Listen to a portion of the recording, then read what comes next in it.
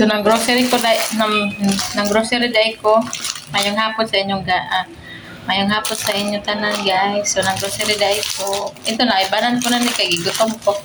Nya, kaya ba namin may kuan, biskwit para baon na mo sa trabaho. Tapos, nagpilit po ko og pure food corn beef. Eh, so, anak ko din og mapuhon. Yan na. Yan. Nagluto po ko corn,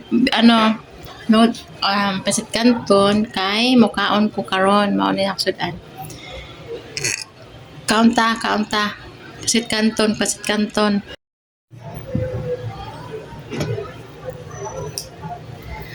Gani kanina ba guys ba kay nami OT isa. So doon sa tapos may OT din sa sa Bravo. Tapos na yung mga tauhan doon kay hindi mag-OT.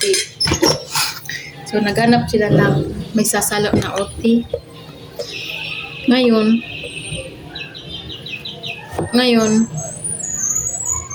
nakita nila ako na ba't hindi mo sinalo si ganito ganyan.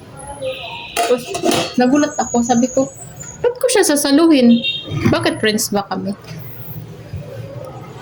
Mag-OT siya kasi di naman siya pala OT eh.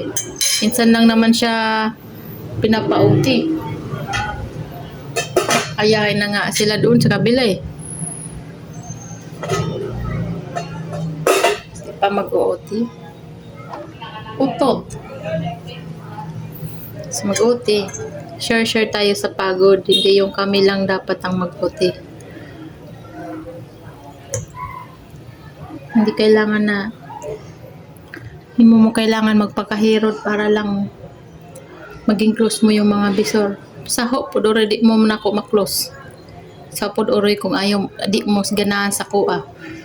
Pare-pareha man ta nagsahod-sahod.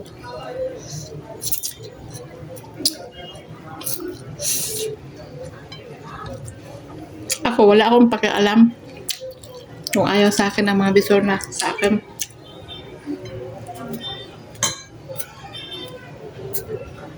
Yung inaayawan nila ako, wala akong pakialam.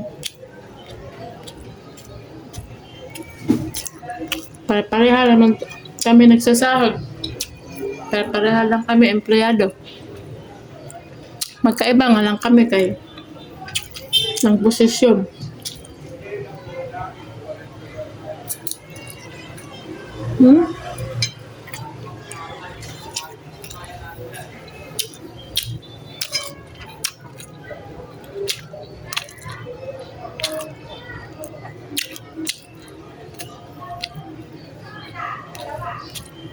Ayaw ko rin magpakahero, no?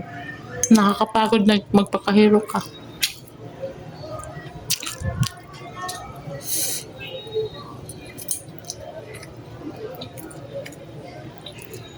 Mas maganda yung wala kang utang na loob sa isang bisor kasi hindi ka mahiya magtanggi sa kanila. Hindi ka mahiya tumanggi. Pag may utang na loob ka sa kanila, mahiya ka tumanggi. Ba?